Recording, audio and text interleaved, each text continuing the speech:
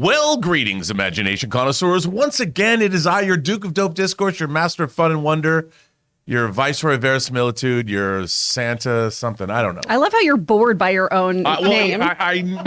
This fucking bullshit. I'm bored because I'm sitting next to the enchantress of effervescence. Stop. Somebody suggested I call you Kris the Carpathian. I got that image sent to me today. I think it's hilarious. Kris, I like that because the Carpathian Mountains, it means you're like mysterious and also don't I try to like kill people and babies through a painting? Yeah, that's right. Which is pretty on brand. But I thought that was like Janos Poha. Was it? That's Ghostbusters 2, yeah. right? Yeah. Yeah. Vigo the Carpathian. Yeah, that's Vigo. Vigo the Carpathian. It's Janos Poha. Who's the artist. The artist, yeah. Yes, that's right. I like that. But, I think you're better than Vigo. Thank you. Kris the Carpathian, there's much more to you than just... Thank you. I've got a much better hairline. Absolutely, 100%. So there's that. 100%. And you don't know anyone named Janos Poha. I don't. So it'd be kind of cool if you did, though. That'd be great. I live in a very Russian neighborhood, so It's maybe amazing. one day. This is, by the way, Kris, the 14th issue of the Weekly Hero. 14 issues. Can you been doing? We've been doing this. I can't believe. Taylor pointed out we've technically been doing this 15 weeks because we skipped one for when I went to go visit my dad. But people have let us be doing this for 15 weeks. It's amazing, and I should point out that for the very first time, there is now a Weekly Hero podcast. Yes, you can get it wherever you get your podcasts. You can find it on the John Campea channel. I guess it's just the Weekly Hero, a John Campea Show podcast. Go find it on Apple Podcasts. If you can't watch the show right now, hey, you can catch up to it right on the Apple Podcast. You can be listening to us thing, at work, it is. being all kinds of irresponsible. We'd love that for you. I think it'd be great. It's true. It's absolutely true. Well, I'll tell you, there's some interesting stuff we got for our viewers out there today. And the first of those things is, will the Mapmakers be a part of Quantumania? Like, one of the more interesting things in that trailer is that dude, that Cyclopean dude. Is Cyclopean a word? That Cyclopean, Cyclops-looking guy with a television on his head. Is that creature a Mapmaker? Well, and that's what a lot of people are saying. And CBR specifically points it out, saying that he might be one of the Micronauts, which, of course, are part of the larger group of here's the thing about the Micronauts. Okay. Now, of course, I love the Micronauts. And that was a direct sale only title when Moon Knight, Kazar, and Micronauts were direct sale back in the early 80s. Direct sale, they're one of the first comic book only titles that Marvel put out. Comic book store only title. So they were sold to the direct sale through the direct sale market, which is comic book stores and not spindle racks. And that was one of them. But the Micronauts were a licensed title based on the Micronauts toys that were called, I think, Micro Man.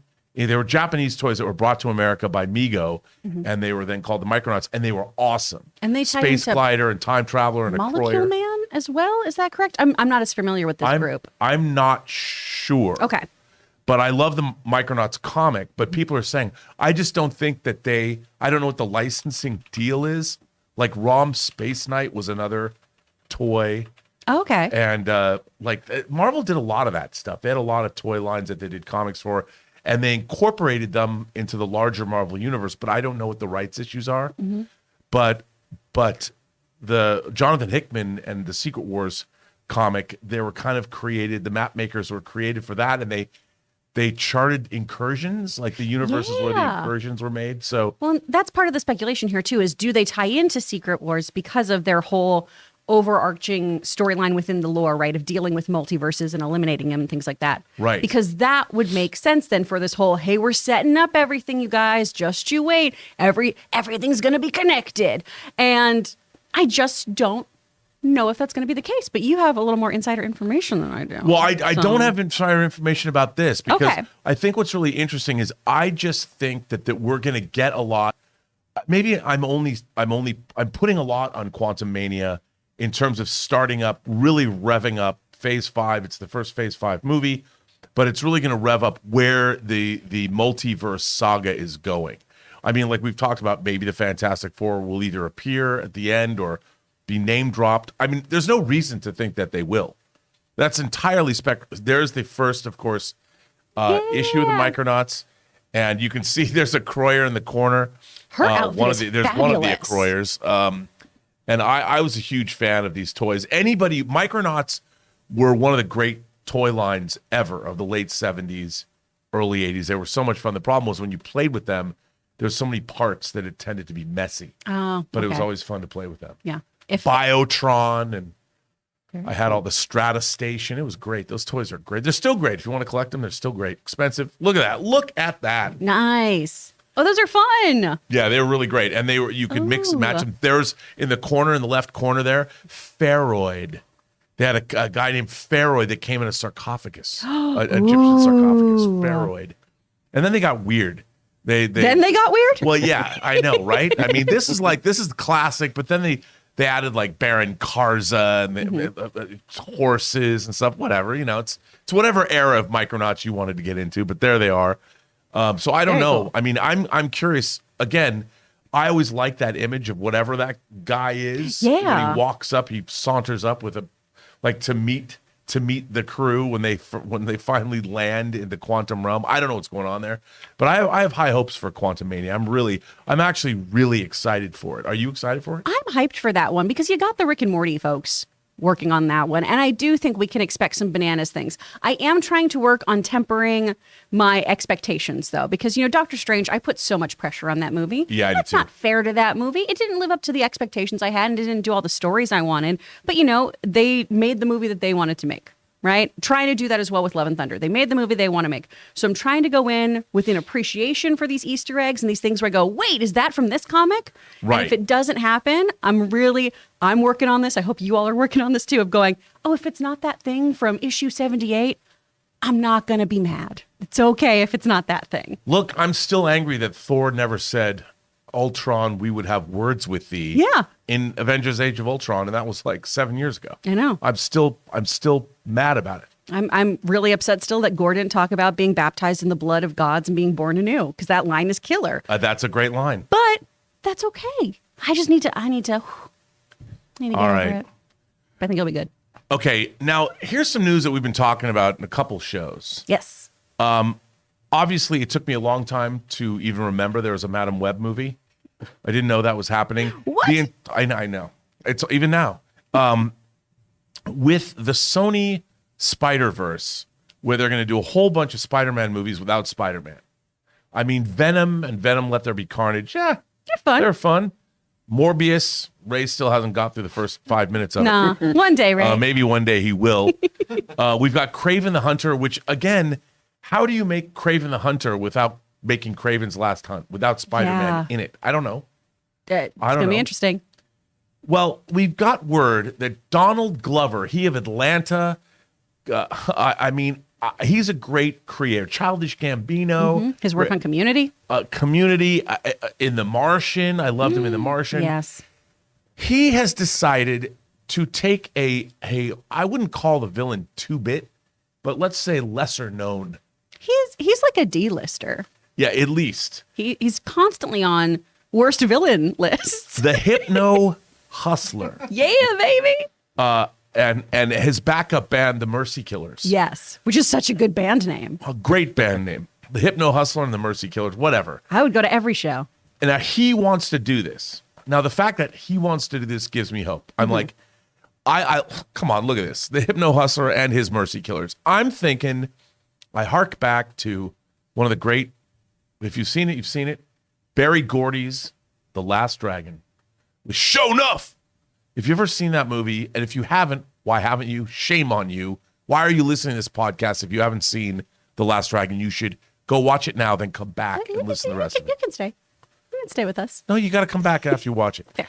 But no, so the Hypno-Hustler, I think when a creative like Donald Glover has a bee in his bonnet to do something like this, he already has an idea of how he wants it done.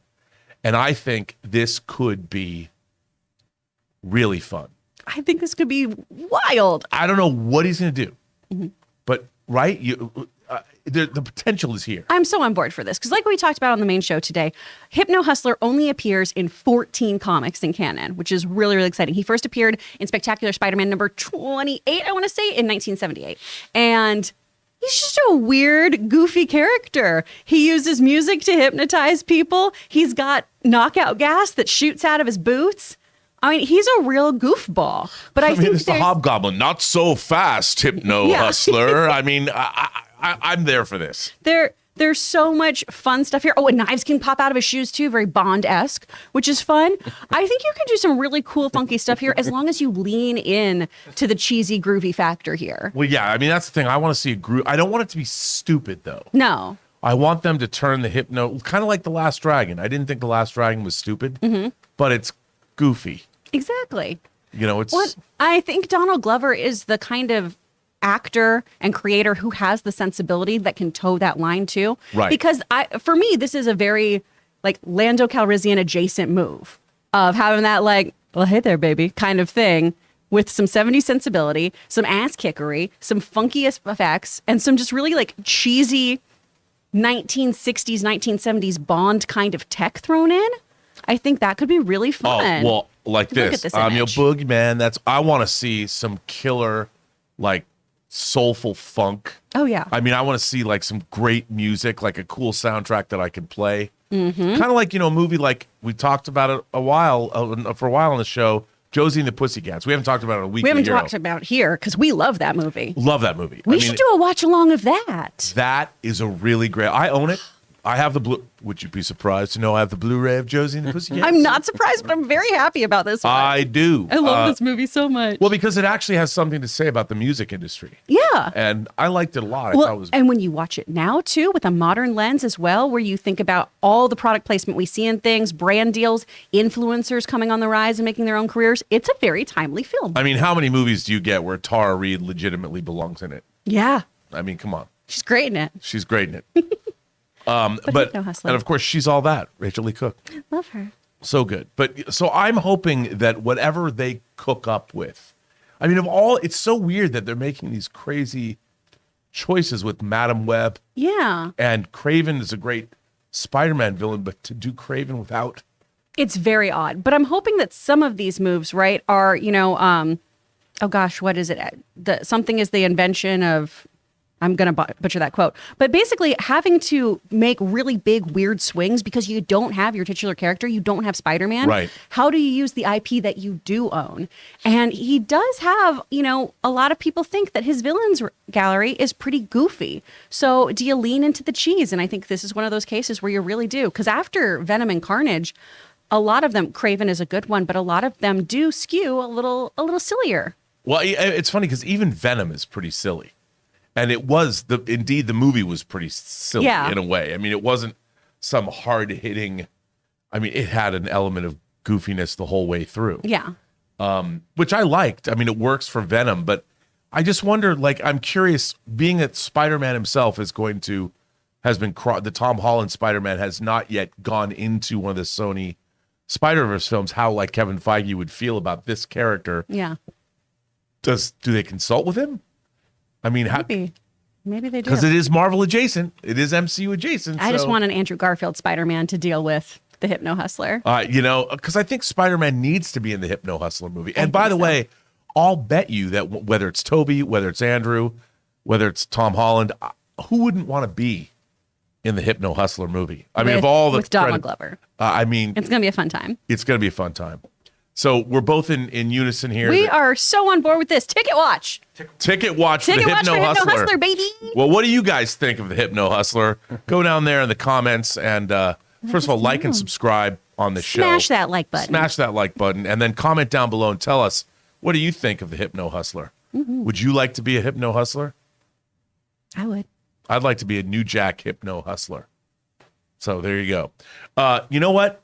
Right before we recorded this show, James Gunn took to social media. He did. He took to social media, and he had obviously, there's been a lot of, I think, unwarranted vitriol in the fan community over some moves that DC is making, led by Peter Safran and, of course, James Gunn. We have been pretty positive about what they're trying to do, as much as we love our Henry Cavill. Mm-hmm. Sad that he won't be making a return as Superman to the DC EU, but they're making a whole new DC universe. Yeah. It's as if the worlds are forming together into one Earth, like what happened at the end of Crisis on Infinite Earths. That's what we've got going on. That's what's happening. It is a crisis of infinite DC Earths. So what did James Gunn say on social media today? So this is his personal statement he released. One of the things Peter and I were aware of when we took the job as heads of DC Studios was a certain minority of people online that could be, well, uproarious and unkind, to say the least. Our choices for the DCU are based upon what we believe is best for the story and best for the DC characters who've been around for nearly 85 years. Perhaps these choices are great, perhaps not, but they are made with sincere hearts and integrity and always with story in mind. No one loves to be harassed or called names, but to be frank, we've been through significantly worse. Disrespectful outcry will never, ever affect our actions. We were aware there would be a period of turbulence when we took this gig, and we knew we would sometimes have to make difficult and not so obvious choices, especially in the wake of the fractious nature of what came before us. But this means little to us in comparison to our jobs as artists and custodians in helping to create a wide and wonderful future for DC. Now, I have to say, Kris, we are seeing something unprecedented.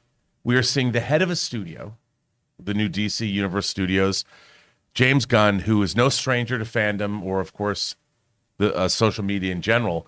We are seeing a studio executive, the head of a studio, going on social media and talking to the fan community directly. Mm-hmm. Now, we've seen other people interact, and James Gunn's always interacted, but now he's at a rarefied air, a level in Hollywood he's never been at before, and yet he is still going and acting in a very respectful manner to fandom. Mm-hmm. And obviously, he just had the Guardians of the Galaxy holiday special come out. He's got Guardians of the Galaxy Volume 3 coming. Which is so fun. And it's so fun in May. Yeah. And yet he's still going on social media and interacting with fans.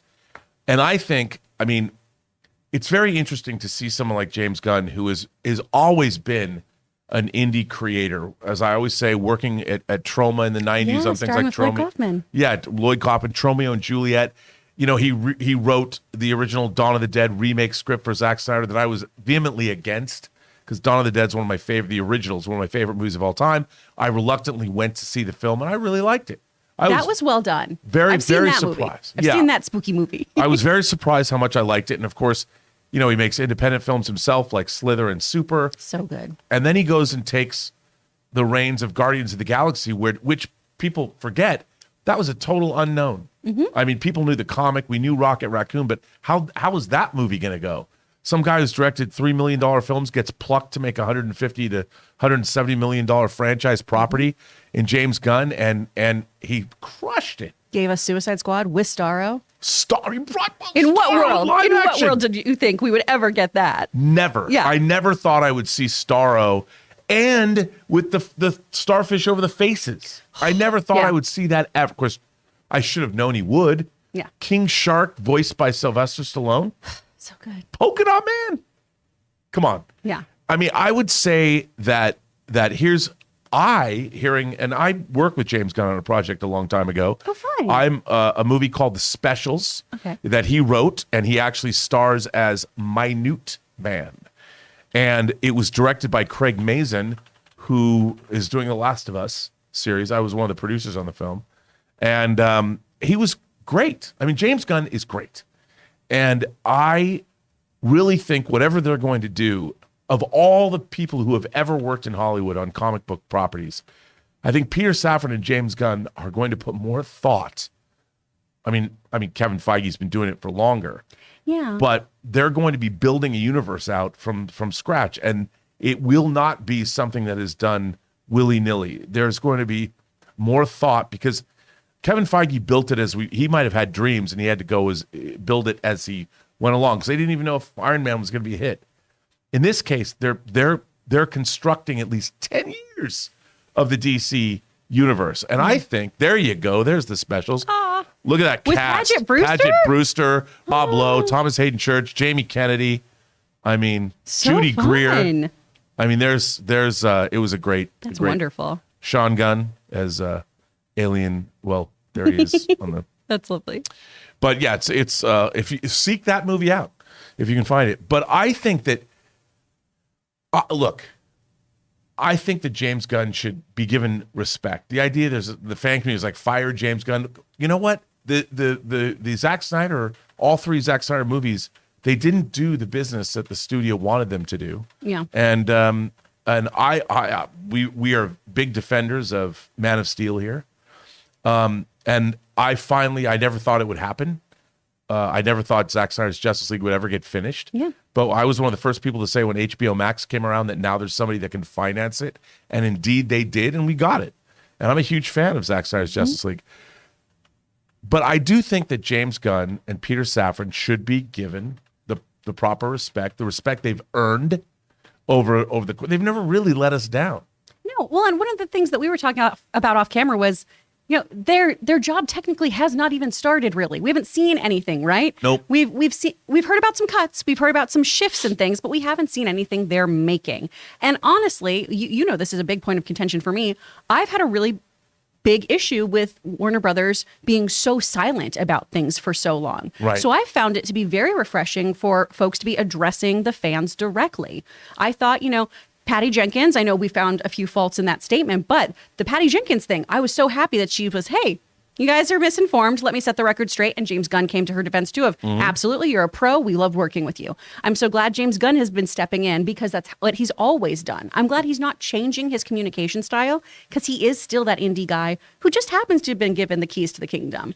So I'm really happy he's still talking to fans, addressing fans. And this does go back to how we as fans as a whole need to just be better. And there is a small, loud group of people that does this, right? You see it in Star Wars, you see it in DC, you see it in Marvel, where it's just a small, loud group of people who really make us think about things. And us fans as a whole are better than that. And that's why it's so important for us to always be the ones who are like, hey, let's not gatekeep. Hey, let's bring you in here and let's talk about what we love and how this is awesome.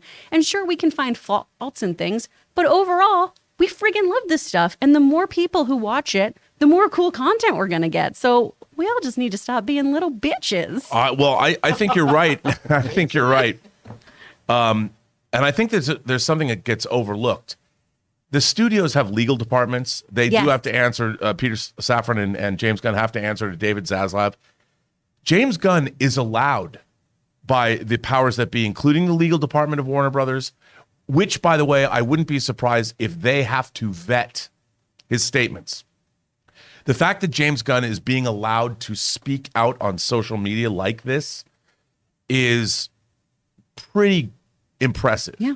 And everyone's always thinking like, oh, I'm defending the corporations by saying this. I'm not defending the corporations. It's an explanation. What I am saying is that it's interesting that this is allowed to happen. It is unusual in our corporate world to have somebody like James Gunn be able to speak this way. And we should, while it lasts, because who knows how long it'll last, it's pretty great that we're able to have this kind of thing happen. And he listens to fans. He's on social media. He hasn't gone silent. If you want to tag him in something, you can. And I think that it's worthwhile, and I hope he continues to do it. Same. We can make judgments once we start seeing how things come together, right? Once I get my Etrigan movie, once I get my Gail Simone Plastic Man script with James Schwartz's Plastic Man, that's when I can start making judgments. Wow, I'm never going to get an Atari Force movie, but I certainly want one. I hope you do. I don't think, they can't even do another Atari Force comic. No. Dart. Come on, where's Dart? Man, she was hot. Never to be seen again. Anyway. She looked like it's a real big bummer there aren't more hot women in comics, Rob. I'm so sorry. Yeah, I know. You poor thing. What'll you do? Nobody even knows who Dart is. I actually wrote a story about my high school girlfriend inspired by Dart. I drew a picture of Dart on the cover of the story. When I turned it in, I still have that story. Ooh. I know. Is this her? No. Dart. Jose Luis Garcia Lopez. Well, who's that? Atari Force. We'll Google some stuff. I tried. We'll look it up. Just do it. You'll find it. But anyway, I think it's great. And that, of course, that brings us to the sponsor of this episode of The Weekly Hero, the folks at DraftKings. Hey guys, we want to take a second and thank one of the sponsors of this video, DraftKings. This time of year, everyone's excited for the holiday spirit, but what about all the basketball? When it's time to throw down on the NBA action, it's gotta be with DraftKings Sportsbook, an official sports betting partner of the NBA. New customers can bet just $5 pregame moneyline on any NBA team to win their game and get $150 in free bets if they do. Plus, everyone can combine multiple bets for a bigger payout with DraftKings DraftKings same-game parlays. Just download the DraftKings app, use the code Campea, place a $5 pregame moneyline bet on any NBA team to win, and get $150 in free bets if they do. That's code Campea only at DraftKings Sportsbook. 21 plus in most eligible states, but age varies by jurisdiction. See DraftKings.com/sportsbook for details and state-specific responsible gaming resources. Gambling problem? Call 1-800-GAMBLER. In New York, call 877-8-HOPE-NY or text HOPE-NY 467-369. Eligibility and deposit restrictions apply. Bonuses issued as free bets. Eligibility and terms at sportsbook.draftkings.com/basketball terms. Well, and we're back. Thanks to DraftKings for sponsoring issue 14 of the weekly here. There we go. Oh. That is Dart. Atari Force Dart. That's what I'm talking about. I mean, come on. You got to love Dart. And you know what? She only got 20 issues and never to be heard from again. Oh, man. Well, if we got Hypno-Hustler 14 issues, maybe we can get Dart. It'd be good. You know, I'm having my Atari Forces bound into a hardcover because it's never going to get released as a graphic novel. Yeah. So, you know, I'm doing that. Make your own little omnibus. That's precious. I know, right? I love that for you. I know. Aww. I know. I wish there was more, but there isn't. Too bad. Great, okay. great art. Anyway, that brings us to our issues, Kris. Yes. And we have many of them. We specifically 2 today. We have 2 issues, and they're holiday themed. Mm-hmm. And it was your suggestion. What is the holiday themed issues? What is our We've Got Issues segment? So you guys know that I am a Christmas schmuck. I love Christmas so much. This is my Super Bowl. That's why I've been wearing sweaters every single show. I cook for 3 days straight to make my Christmas Eve meal for everyone. Taylor's going to be there this year. I'm so excited. I will not be cooking. Yeah, Taylor won't be cooking. He just learned what Jell-O was this year. But you know, I'm an Italian girl who was raised Catholic. I friggin' love Christmas. So one of my favorite things to read every year and to watch as well is I have my lovely manga of Nightmare Before Christmas. Now, it is kind of a choppier version of the Tim Burton film, but it's stunning. The art in here is just really, really lovely. And it's also kind of built like a baby's first manga where it's hey, you're reading this backwards. Make sure you're up to date on this. Look at that. I just love how everyone is drawn in this. The depth in Jack's eyes, the way that they have these longing looks of Sally in this. I think it's really, really lovely. Oh my gosh, I just realized I didn't pull English sides. Oh, I can translate. I can translate for you guys. Oh, thanks, Taylor.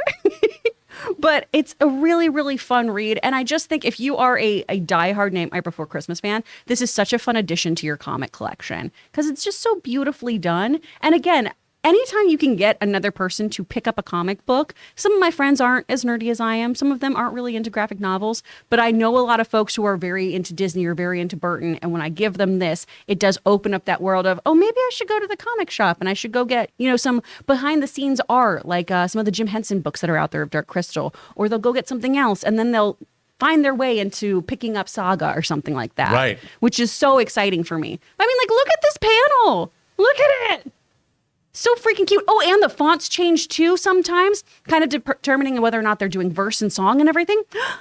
I just love it so much. I thought about picking something maybe a little darker, leaning towards Hellboy or something like that. The Hellboy Christmas special is really great, but that didn't feel true for me. This feels right. Festive, a little macabre, but in a Disney way, which I feel is more my brand. Well, there you go. It sounds good to me. Yeah. I mean, the comic that I chose for a Christmas comic is from Boom Studios, written by Grant Morrison. It's called Claws. Yeah. And the artwork is by Dan Morrow and Ed Dukeshire. And let me tell you, this is like, I don't know, you could call it the secret origin of Santa Claus, maybe? Yeah. And it plays with tropes, and it really is about more of a Viking Norse character. There's monsters, there's kids, there's presents, and it's a great I mean, look at the art, by the way.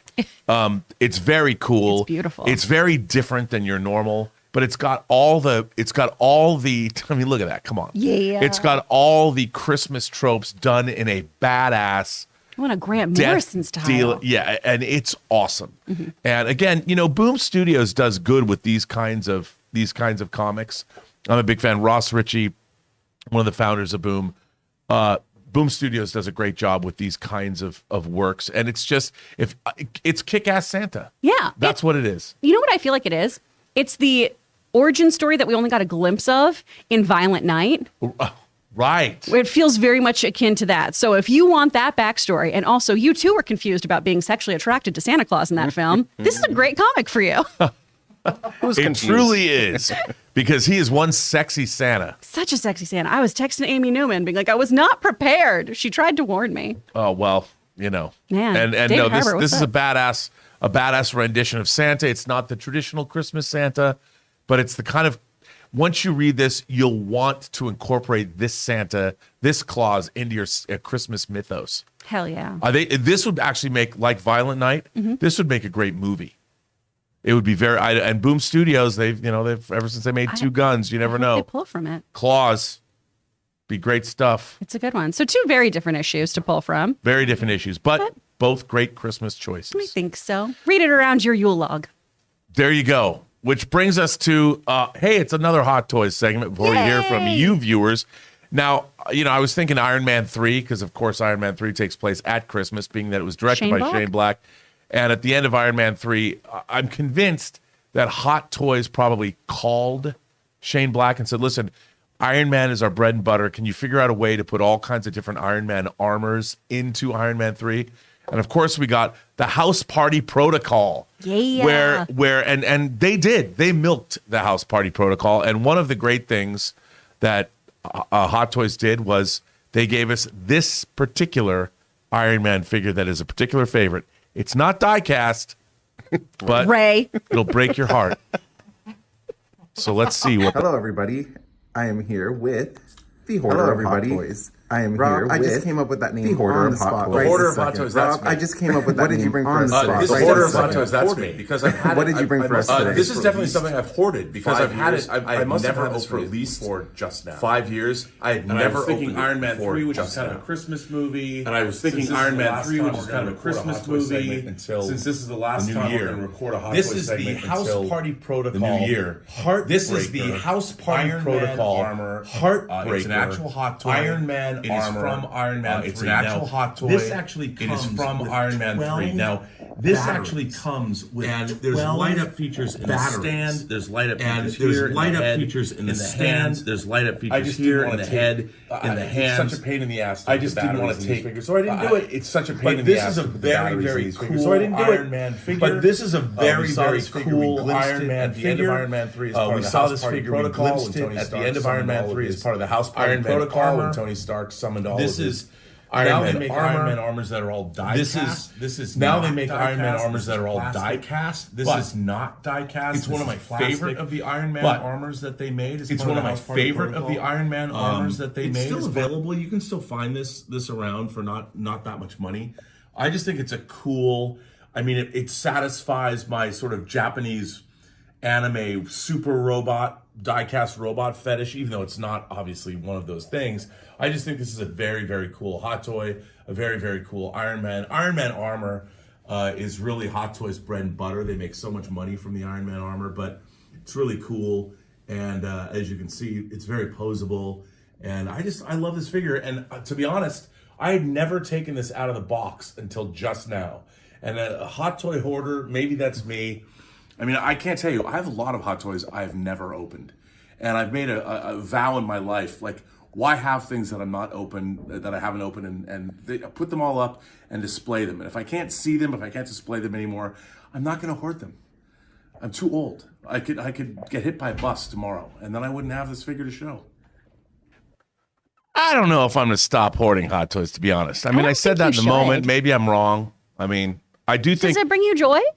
Well, you know what doesn't bring me joy? Having them in boxes. Yeah. I've got Module cases. I want to have all my... Here's my vow for...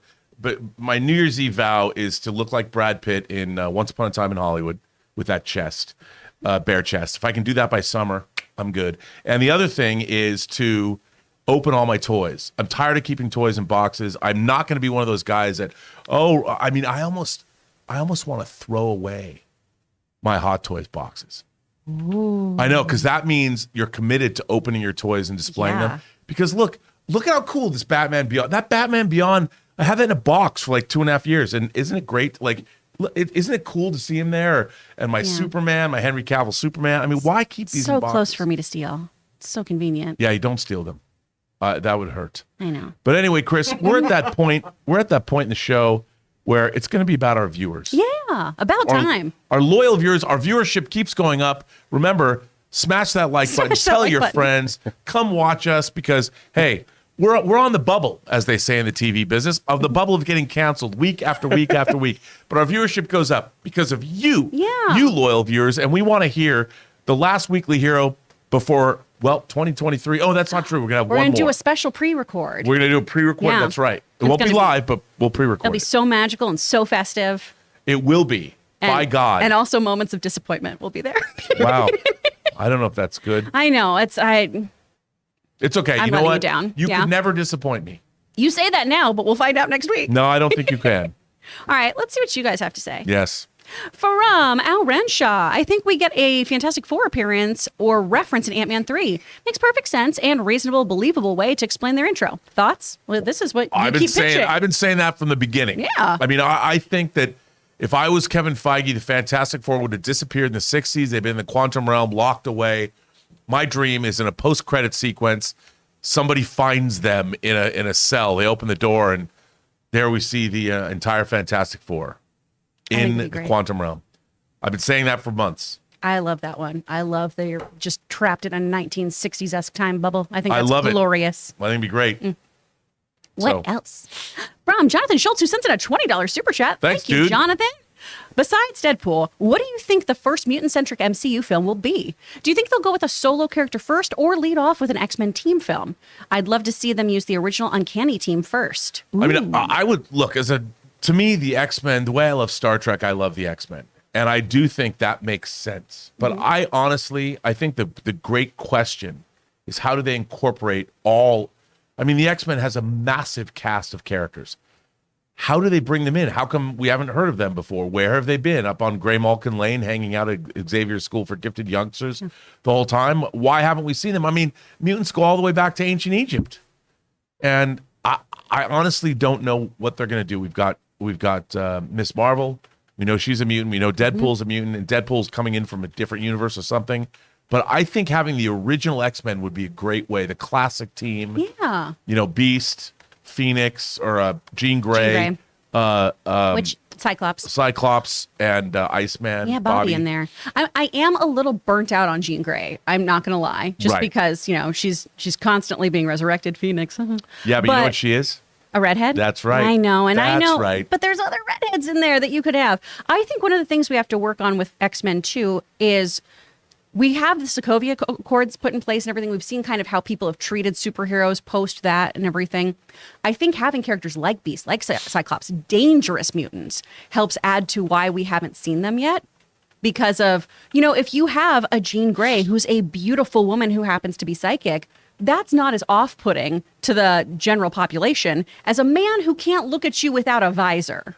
Right. So I think we need to have some real danger in there. Maybe throw in someone like a Marrow, something like that, some of our other characters. But I think the way you introduce them, too, is I would love to see some of those kind of one-off specials like we had with Werewolf by Night. Well, yeah, I mean, now that it's rumored there might be a Silver Surfer one-off special, I think that'd be interesting, too. But here's the thing.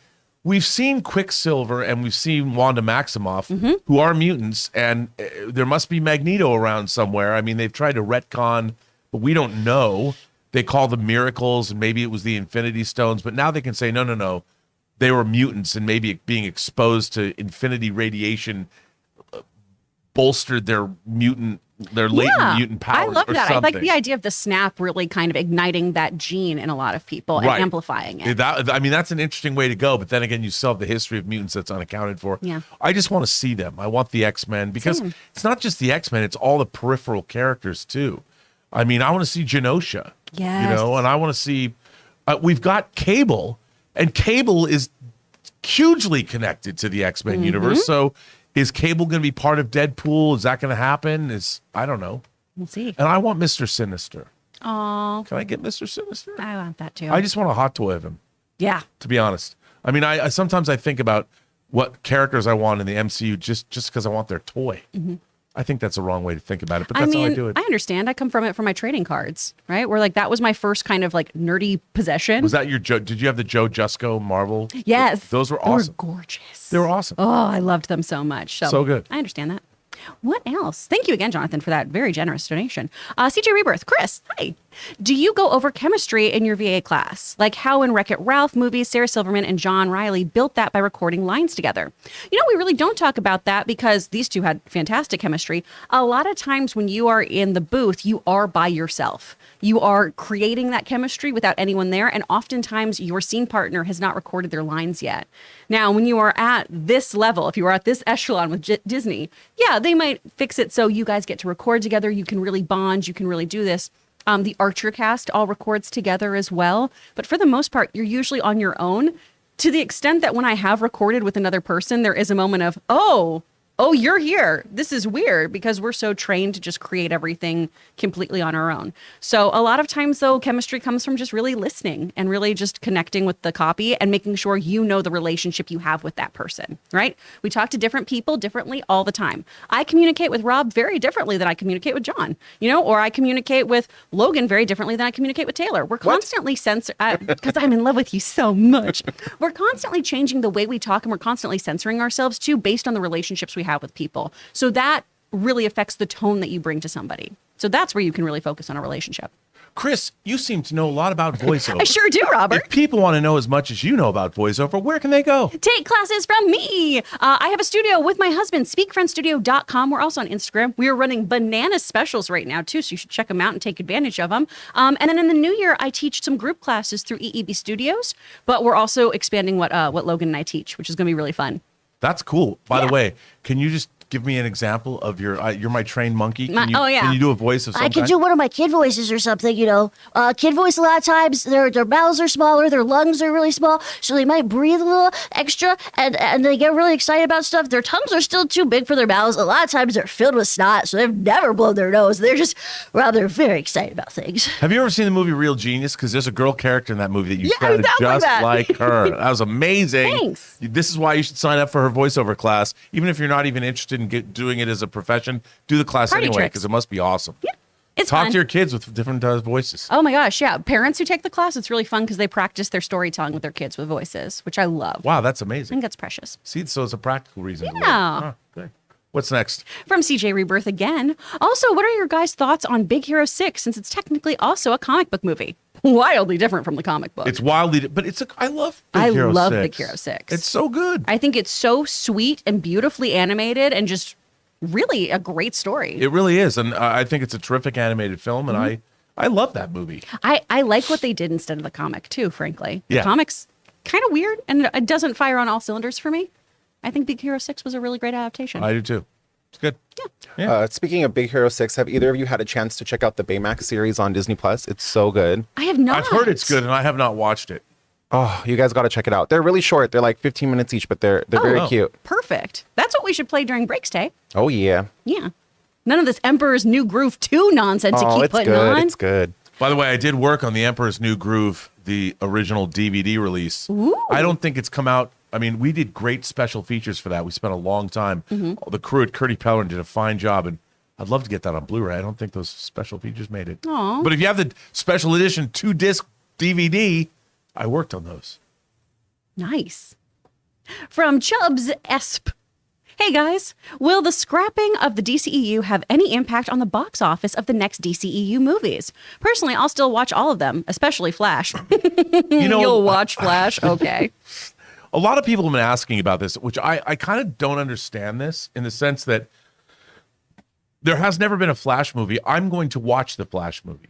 I've never in my life watched a movie thinking, I wonder what the next movie's going to be. Yeah. I've only ever watched movies. I mean, maybe that the exception to that might have been The Empire Strikes Back.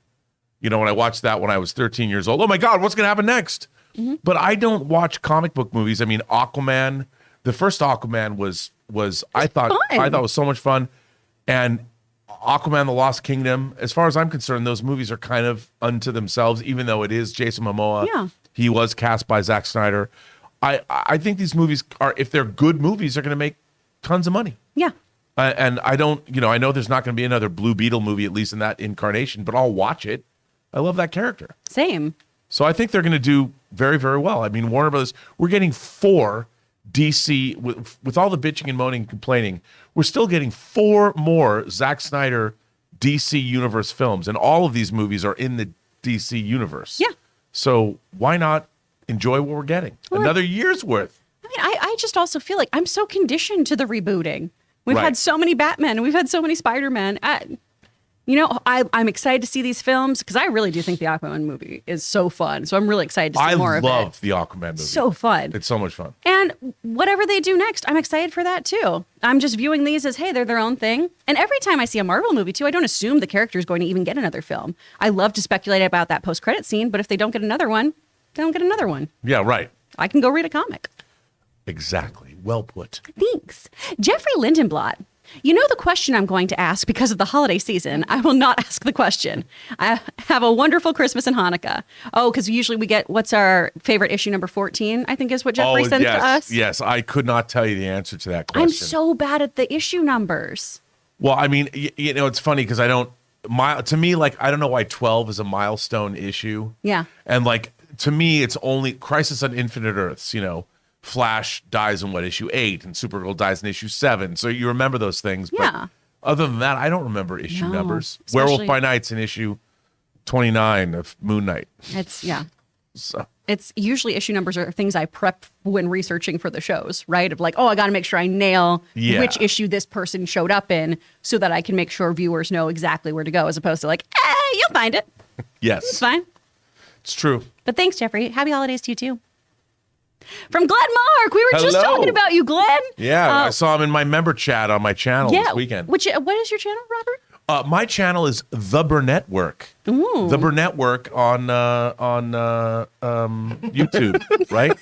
Is that where it is? YouTube, yes. Did you The leave Burnett us for Work. a moment? Are you okay? Like, subscribe. No, you know what? Smash that like I'll button. tell you why, because I was thinking about it. It's a network, so I have other creators on my channel. And the lovely is doing a show.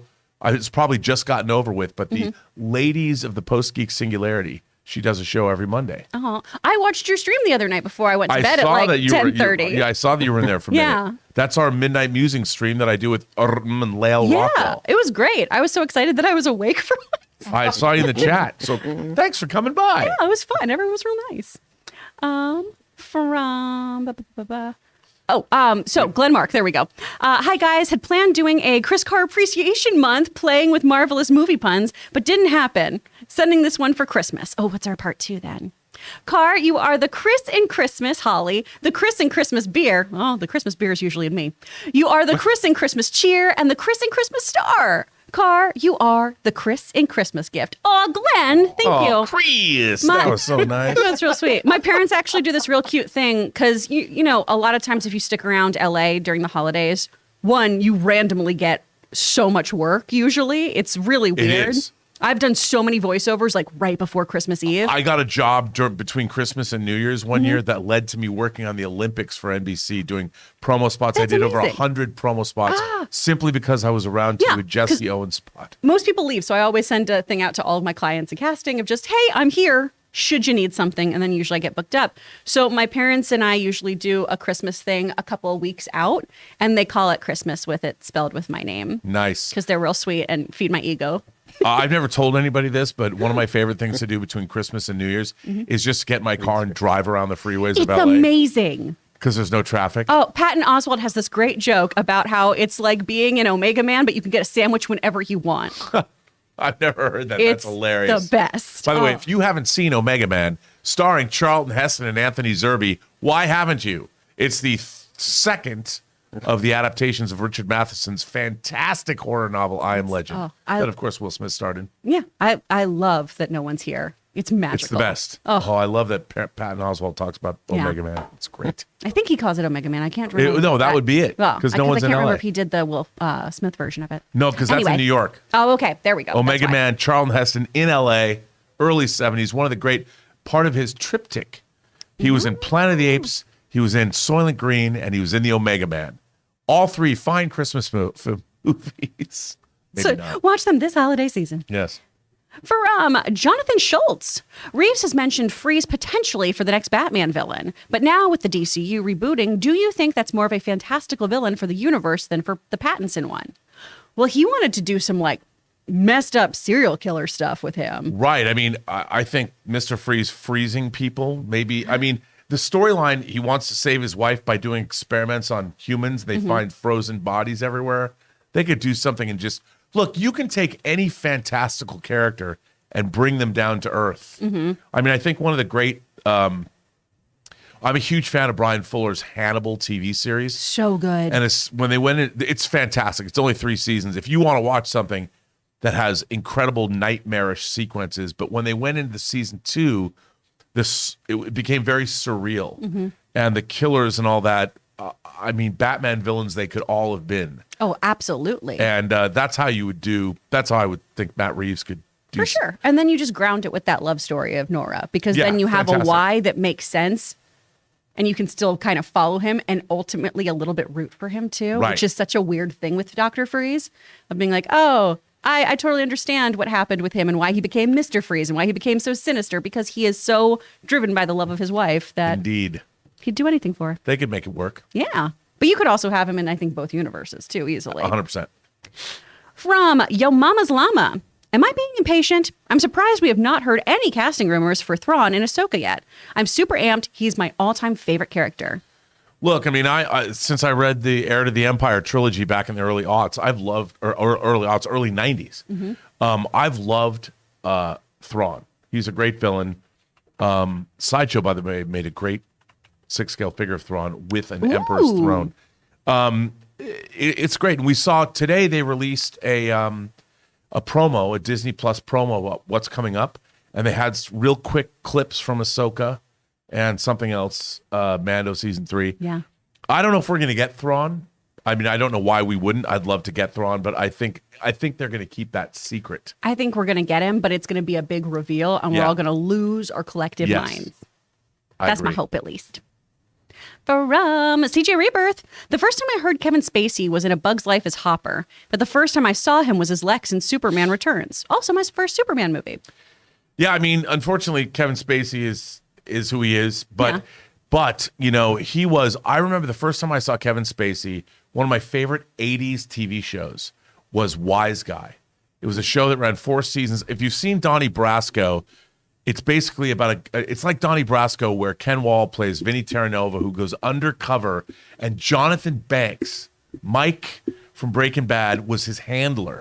Ooh. And so he goes undercover, and in the first season, it was the first show that had long arcs, and Kevin Spacey and Joan Severance play Mel and Susan Prophet, and it's like a 9-episode arc, and he plays this really nutty, crazy sort of, he's a supervillain. He's a Bond villain. Yeah. And it's great. And he is great. And, you know, it's unfortunate. He was in LA Confidential. And yeah, it's a shame because his performances have always been great. But now there's certain roles where I go, woo, we didn't have to act much for that one, did we? Yeah, I know. It's, well.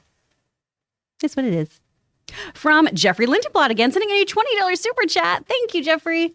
Rob, you always talk about how important Superman the movie is, which I agree with you. But in your opinion, what are the best comic book or strip movies before 1978, since Hollywood has been making comic book films since 1911? Well, I mean, you know, there were serials of Batman and Superman. I will tell you, my favorite pre-1978 filmed superhero story there's 2. One is The Adventures of Captain Marvel, or Shazam. It is a serialized story. It's like the old serials. It is fantastic. It's bar none my favorite. The other is the Max Fleischer animated Superman cartoons. Oh, yeah. Those are my 2 favorite. I mean, there was a Batman animated serial from, I think, the 40s. And then, I mean, if you really want to think about it, Flash Gordon and Buck Rogers. But The Adventures of Captain Marvel, the greatest serial of all time. By the way, still to this day, even in the MCU era, the costume of that very Rocketeer-esque is one of the great costumes ever created for... Now, for those of you who are looking at this, it is in black and white. I cannot stress enough how cool, if you're a fan of Raiders of the Lost Ark and you want to know, you've never watched an old-time serial, get this, watch this. It's one of the great comic adaptations of all time. Ooh, awesome. Great recommendation. It's great. From Joseph Arroyo, we're all talking about what Gunn will do with the movies, but what about the games? What kind of influence will he have on that? And is there anything you think would be exciting for him to do there? You know, it's interesting. I don't know the answer to that, but the Guardians of the Galaxy PlayStation game, So fun. really good. Now, I don't know if he had any input into that. I was just going to say, I don't know how involved he was. Yeah, and also the Arkham games. The Injustice games, Arkham. There's been some great DC video games. Yeah. I would imagine, like, they talk about how it's all going to be tied together.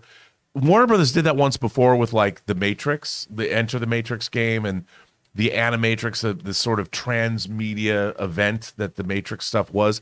I could see them doing something like that, but ultimately, here's the thing. I'm more interested in a great game rather than how it ties into the larger Same.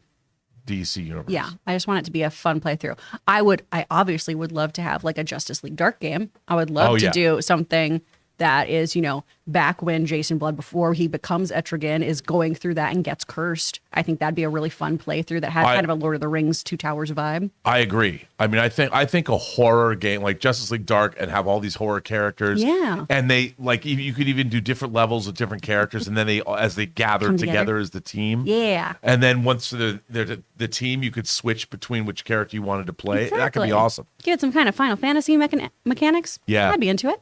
I'd love that. From Jonathan Schultz.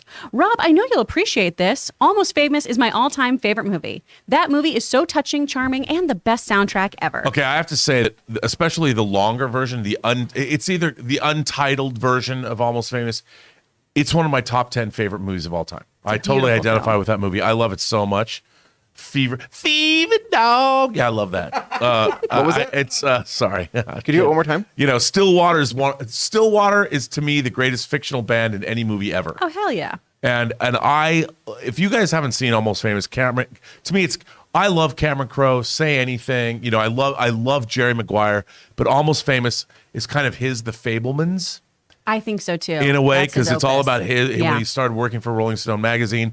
It is one of the great movies of all time, and it has great music in it, and it's it is it's so good. Incredible performances in it. Incredible too. performances. So good. From Vixter 5001, COVID Day 3. Got the Being Bond book to cheer up. Oh, Vixter, I hope you're feeling better. I know COVID's rough. I got to see her face to face for the first time. She came in my membership chat. She is delightful. Oh, yay. Big fan. I'm sorry you're sick. Yeah. But she gets to be at home and quarantine. Hopefully she's better by Christmas. Yeah. But great to see you in the flat. Well, at least via Zoom. Via Zoom, yeah. It's great to see you. I hope you feel better. But hey, it's always good to get Bond books in the Absolutely, mail from yeah. Amazon. Yeah, hang in there. I wish I could bring you soup. From AK. After the work James Gunn has done with Rocket Raccoon, I very much look forward to the eventual debut of Dexstar, the Red Lantern house cat. Well, okay. Look, you know what? I would love to see the spectrum of lanterns. I really like Jeff Johns' run on Green Lantern and all the different storylines. Everything that, whether it's the Sinestro Corps War, the Blackest Night. I loved his run on Green Lantern. I'd love to see. I don't know if we're going to get all those things, but it'd be great. I think Green Lantern has to be. That's something that James Gunn with Guardians of the Galaxy. I'm expecting. There you go. I'm expecting that the Green Lantern and Green Lantern Corps and all that is going to be a big component of the DCU moving forward. Yeah. Well, you have so many great heroes to choose from. The Corps itself is so fascinating. The lore that goes around with that is really, really cool. I feel like that's something that we've been really missing as well. We talk about the hole that we've had from not having a Superman. I really feel like the Green Lantern Corps is a huge part of the DC universe. 100%. 100%. There's so much there. And the lanterns themselves are great. And so. Kilowog. That's who I want. Friggin' love Kilowog. From Nolan Wins 1027. I'm at last COVID negative. I'm finally seeing Avatar tonight, hoping to have a good time. Oh, awesome, Nolan Wins. Just a light suggestion, since you are finally COVID negative, I would recommend just wearing a mask just in case you're still carrying the bug around, just to be super safe and sweet to everybody around you. We love a considerate person. No judgment, however you can move forward, just my take. But I'm so glad you're feeling better and you get to see Avatar before me. See it in IMAX 3D or Dolby Vision 3 or Dolby 3D. One of those two. Yeah. It's the way to go. It's amazing. From Tiffany Hoffman, what is one comic book should get the live action movie? Mine is Sons of White Tiger. I don't know Sons of White Tiger. I'm not familiar is with that at all. Is that a manga or is that I'm not sure what that is. I'm not sure. But Taylor, I'm getting on Sons of White Tiger. Show it to us, let buddy. us know what it is. Let's see what it is. I mean, look, in terms of there's so many different comic books. I would love to see Howard Chaykin's American Flag get an adaptation. I mean, RoboCop took a lot from American Flag. American Flag's one of my favorite comics of all time. Another one that I never thought I'd see is Sandman, and finally I got that. And I think it's better than I could have ever imagined, but I would love to see Howard Chaykin's American Flag. There are some just kind of sweet comics I'd like to see the story done of. Blankets is one that's really lovely and I think could be really beautiful and moving. Sex Criminals would be hilarious, and I think that would just be a great HBO show. There you go. So people would watch. Yeah.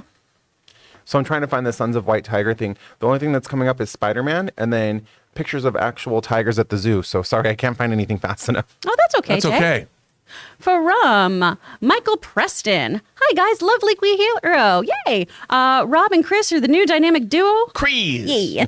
I wanted to ask what you think of Ben Affleck playing Bruce Wayne in Batman Beyond movie. Oh. They'd have to age him up. Yeah, they'd have to. Look, if they did, though, I mean, I would love Ben Affleck to play, because he's, in real life, he's like 6'4". Yeah. He's a big dude. He's a bruiser from Boston. Yeah, but I would love to see a Batman Beyond movie, obviously, but I would much rather see. It bums me out that Ben Affleck, who is a world-class director, he's made 4 films, all of which I really liked. You know, he made Gone Baby Gone, he made The Town, he made Argo that won Best Picture, and then he made Live by Night, which is not. It's not as great as I would have hoped, but it's a beautifully made film, and it's great to watch. It's sumptuous. Visually, it's sumptuous. I loved it. All made for Warner Brothers, and I think the idea that Warner Brothers is not having, and I know he went through his troubles and tribulations, and he was being Batman, but Ben Affleck should be making movies every 2 years. So I'm really hoping that he gets his Batman Terminator movie made. Yeah. Not Terminator like James Cameron's Terminator. We're talking Slade Wilson, Deathstroke, the Terminator. Yeah. Bring that on. Friggin' rad. Come on, Ben. From Essa Quadri, sorry if I butchered your name there. I've been reading Radiant Black, and it's amazing. I highly recommend it. Oh, I'm not familiar with that. I me neither. I haven't read it. So great title. We're learning. Radiant Black. Yeah. Thank you for all these new recs, you guys. We appreciate it. What's Radiant Black, Taylor? Show it to us. Taylor. I'm typing so Taylor fast. now. He's pretty, and he's Johnny on the spot with these. I know. It's just some of them, like when you look up like a tiger, you know, it's going to show pictures of actual tigers. But I think I found.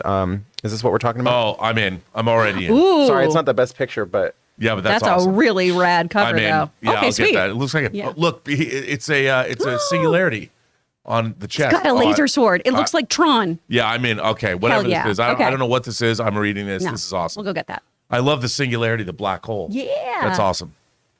From Affair. Better movie, Spawn or Morbius? Spawn. Really? Yeah, Spawn at least is like fun. Oh my God. Morbius is void of all joy and goodness. Well, okay. I hated Spawn, but it does have John Leguizamo as the clown. Who's wonderful. John Leguizamo can do anything. Yeah. You know what? I like John Leguizamo. I'm gonna get. I can't believe I'm saying this. Even though I have to mention I was on with Eric Wallace, who's the executive producer of The Flash. Mm-hmm. Eric Wallace and myself were on Roger Lodge from Blind Date, his show, Sci-Fi Vortex, and we were on with Mark DePay, the director of Spawn, who, if you watch the ILM documentary that's on Disney Plus, is there. We were mean to him. He directed Spawn, and we were mean to him. I to this day, it's been 25 years, and I still feel guilty about being mean to Mark DePay about the Spawn movie. Mark, I'm sorry. I have great respect for you, and we should never have been that mean to you. But you can actually see us being mean to him on my Robert. Listen, I didn't want to be a bully, but I recorded it and I'm sharing it. Well, it was again. on TV. I used to be on Roger Lodge's SF Vortex on the Sci-Fi Channel. Aww. What else we got? Terrible. From Quentin Tarantino Turner. Bad Bunny and Gambino get a Spider-Man villain movie? Yo, Rob, where can I send you my script from a Spider-Man villain movie? Here's the thing. Slide Quentin into his DMs. Tarantino Turner says, by the way. Okay, when did you make this? Come on, dude. Okay, take this off. Oh my take God. this off right now. And then, by the way, send me that. Oh my gosh, it's so perfect. Do not. I can't look at your.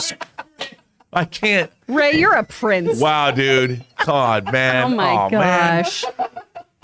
Can you send that to me so that can be his caller ID now? Yeah, I need to have this. You cannot send me your scripts. I legally can't read anyone's scripts. I will tell you, my last project is now streaming on Peacock. Tango Shalom. Tango Shalom. Blessed by Pope Francis. Watch it. Love it. It's Hanukkah, after all. It's a Jewish themed film, but about interfaith relations. Watch Tango Shalom. And dancing. Even if you're not Jewish. Dancing. It's an indie spiritual quest family dance comedy fable. Yeah, you can watch it with the whole family. You can watch it with the whole lovely. family. No one even swears. Do not take that down. Take that down. I love it. Oh my goodness. From Harv's K. Rob, are you the Mighty Heroes guy or the Impossibles guy? Correct answer is the Mighty Heroes. I don't know. I love the Impossibles. Oh, okay. Well, good. What else? From Blake, Theory Time. Doctor Strange's spell affected all Peter Parkers across the multiverse. Thoughts? P.S. Thanks for making Mondays tolerable. Happy holidays. I like that. I like that idea. I don't know if it's true, but I like it. We won't know until we see other movies with the other Spider-Mans. It's true. Yeah. It's true. But cool theory. From David Gonzalez. So I got to see The Whale this weekend, and my God, this is the first time in my life I wish I could have met the cast just to thank them. I hope everyone goes and supports this incredibly heartfelt film. Oh, that's lovely to hear. I'm excited to see this one. Yeah, I am too. I can't wait to see it. And I just like to see, I just like to see Brendan Fraser. Brendan Fraser coming back. Brendan Fraser, what a guy. I'm happy. I have always really loved his work.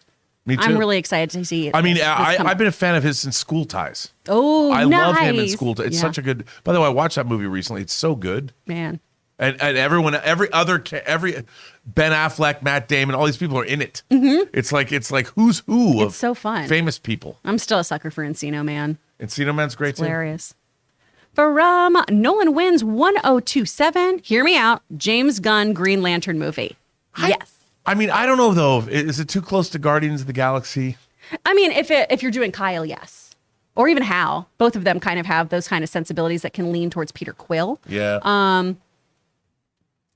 I mean, honestly. I'd watch it. I'd watch it. Taika could be fun for it.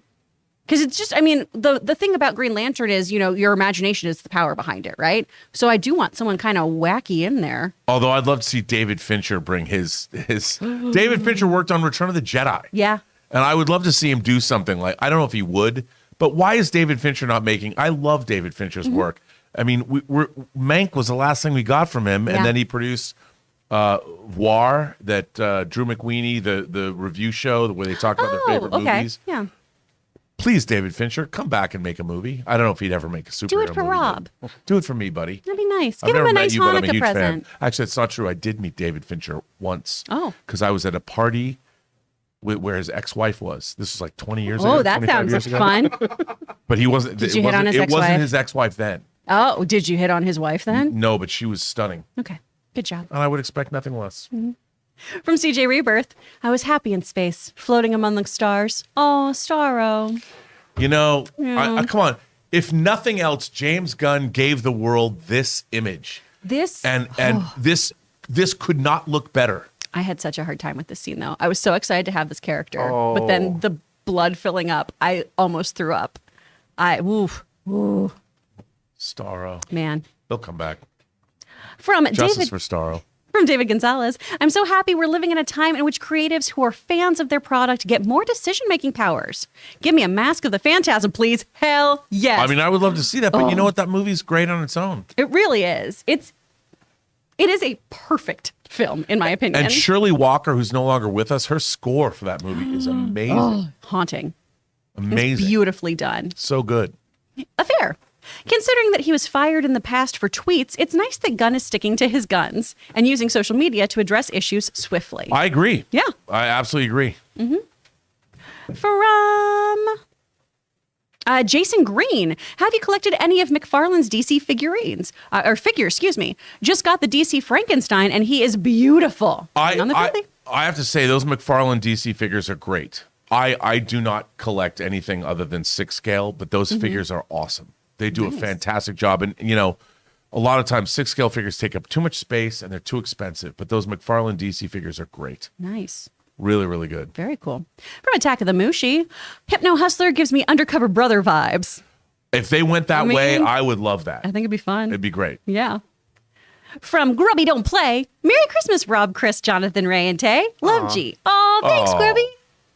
We appreciate you. Groovy, Merry you Christmas. do play. Yeah. Thank you for that. From Alan Gonzalez, Rob, do you have Saint Seiya toys? I do not. Only because Heavy sigh. the only anime toys that I collect are Gundam and Space Battleship Yamato, and thankfully Legends of the Galactic Heroes, of which there are very few toys. There's more like garage kits and stuff, but that's it. Although I have Neon Genesis Evangelion figures. I like Japanese super robots from the 70s, like Getter Robo and Getter Robo G, and you know what? Maybe I do collect. I don't collect more modern anime toys from the last 25 years. Obviously a ton of Sailor Moon stuff because of me. We've got Lupin the Third figurines, and I am dying to get some really beautiful Cowboy Bebop stuff because some of those are just gorgeous.